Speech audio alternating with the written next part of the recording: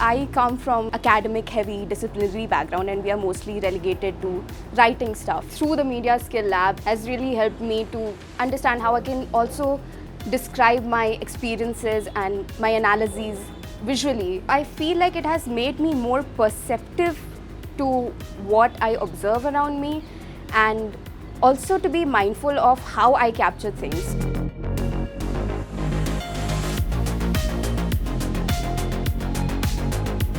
I come to know that in the research thing, photo can be used as a method for the research. Suppose I am going to the practica for the field visit, I can't write notes and the things. I can make the video or the photos as a methodology. We are not going to show what's the reality of the street, how the people are informality on the road. So it's a thing to just whom to consider in the frame, whom not to consider in the frames.